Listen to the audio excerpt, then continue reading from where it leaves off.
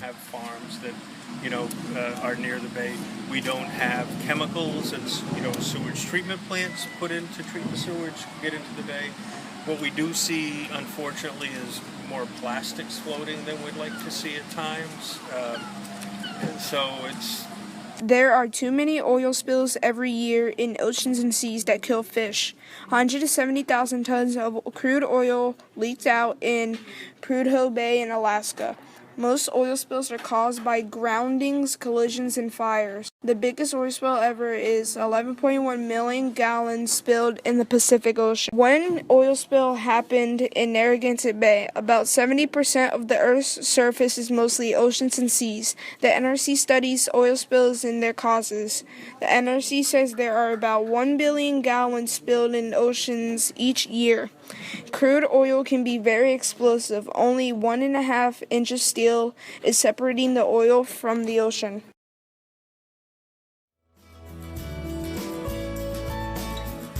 has the potential to, and I think a lot of species are moved in that direction.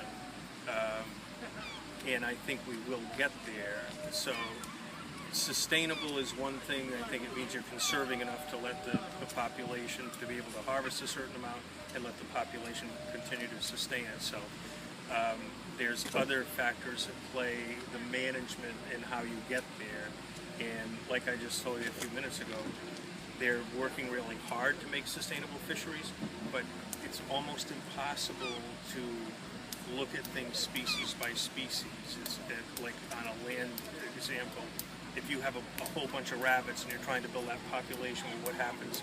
Well, there's a bunch of coyotes that come and eat the rabbits. So now you have a coyote population that's exploding and a rabbit population that's diminishing. And so what do?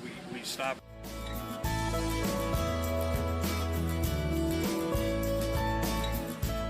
To know about different types of pollution. There are many types of pollution like sewage running into lakes or light pollution, noise pollution, thermal pollution, visual pollution, and much more. There are over 29,000 of toys and objects in the ocean, which are mostly humans' fault. Humans throw trash in the ocean and that's not good.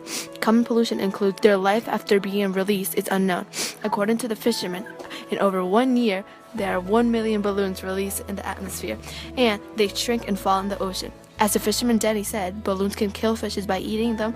Let's help all the animals in the ocean.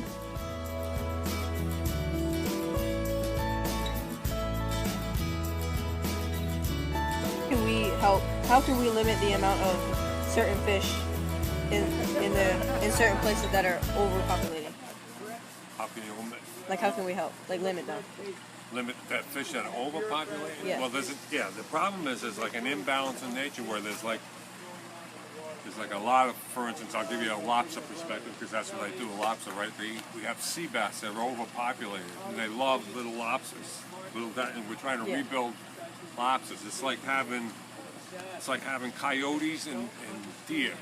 You know, you can put a bunch of little deer in an area and put a bunch of coyotes in there. Well, when you come back at the end of the winter, there's no deer left, but the coyotes are happy. So you have to be able to harvest them both at the right level so that they both rebuild at the same time.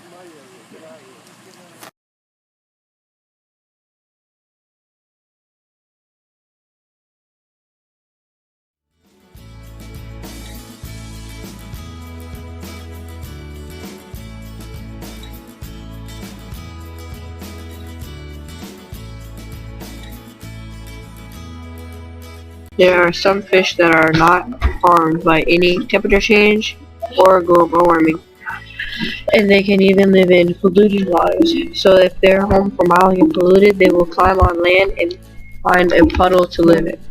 Global warming can also help some animals by making their habitats bigger and making their hunting and mating grounds all bigger.